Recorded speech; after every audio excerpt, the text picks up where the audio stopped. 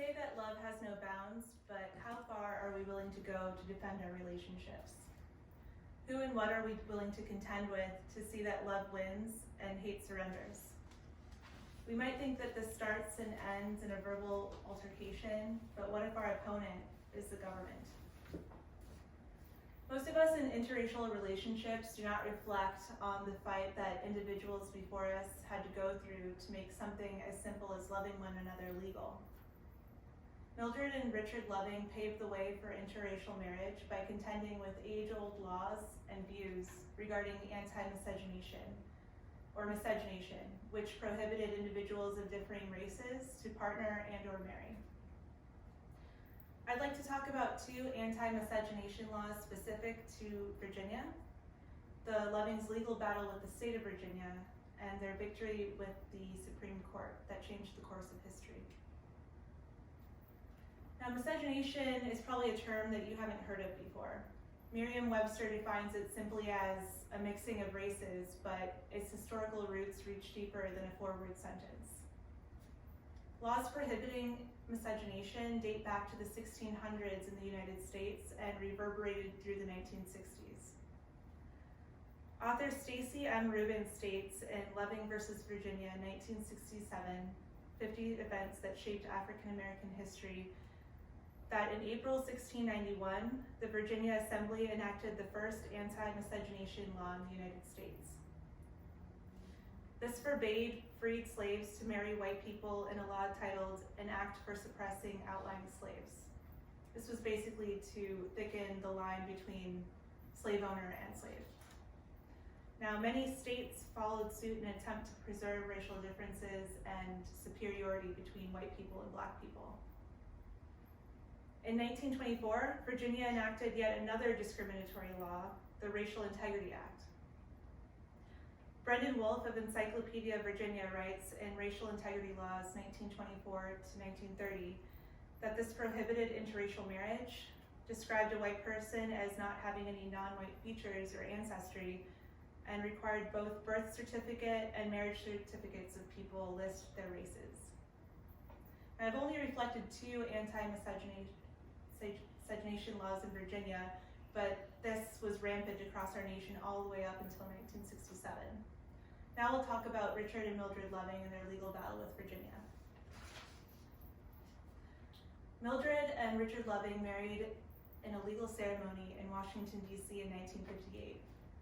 Unbeknownst to Mildred, Richard knew that interracial marriage in Virginia was illegal, but he didn't know that coming back from Washington would also be considered illegal.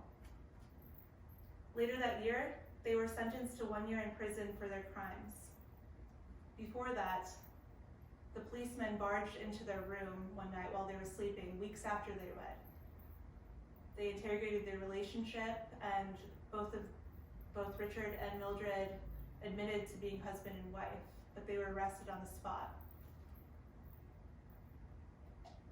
Following their 1 year sentence, according to a 2008 article by author Douglas Martin for the New York Times, their 1 year sentences were suspended on the condition that they leave Virginia and not return together or at the same time for 25 years. Now, they had adhered to the court's orders. They moved away from Virginia and moved to Washington, D.C., but Mildred desired change, and she wanted to be back home in Central Point, Virginia. She was inspired by the civil rights movement and penned a letter to Attorney General Robert Kennedy. He later suggested that she go to the American Civil Liberties Union and get some help there. They both obtained pro bono legal defense by new lawyers Cohen and Hirschkopf, who took their case. They worked tirelessly with the Lovings to get their conviction overturned, with Leon Basil, who was Virginia's then judge. The judge countered in his famous January 2nd, 1965 speech that the fact that God separated the races shows that he did not intend for the races to mix.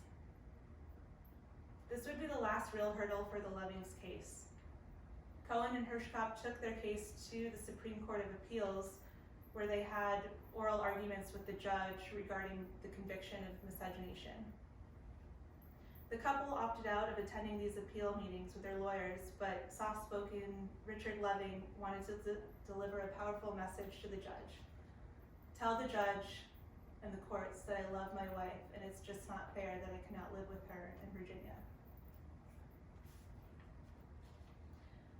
Cohen and Hirschkopf argued in front of Supreme Court Chief Justice Warren that miscegenation convictions that they had violated their 14th Amendment rights.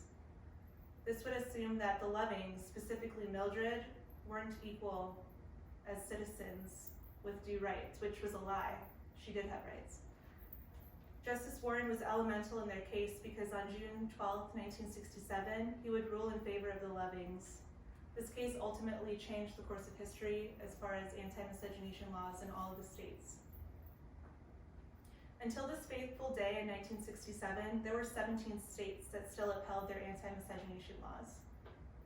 If that wasn't surprising enough for you all, in a 2019 article written by Tom Head in Interracial Marriage Laws, History and Timeline, Alabama was the last state to legalize interracial marriage in 2000. That was 20 years ago, so it was basically yesterday. Lastly, I'd like to touch on the legacy that the Lovings left on the world.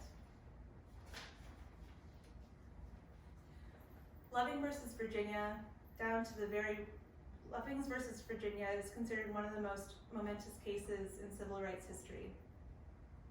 The Lovings found themselves as racial justice warriors and pioneers when they just wanted to be at home and be with their children. June 12th is recognized as Loving Day, an unofficial holiday celebrating the triumph of love for interracial couples and marriages. In a 2000 Pew Research study by Gretchen Livingston and Anna Brown showed how interracial marriages skyrocketed after the Supreme Court ruling in 1967. In 1967, 3% of marriages with newlyweds were outside of their race or ethnicity. By 1980, that rose to 7%. And by 2015 to 17%. All 50 states recognize interracial marriages as valid marriages now. That may be kind of peculiar to mention, but it was a triumph for a lot of people, especially because interracial marriages are very popular now. Loving versus Virginia, down to the very words, shows what pure love and dedication can do in a world so uninviting. The couple's fight against the status quo turned what was normal into history, paving a way for generations to love freely. Because of Mildred and Richard Loving, we can love one another without fear of arrest, backlash, or imprisonment. And those are unions and freedoms that we shouldn't take lightly.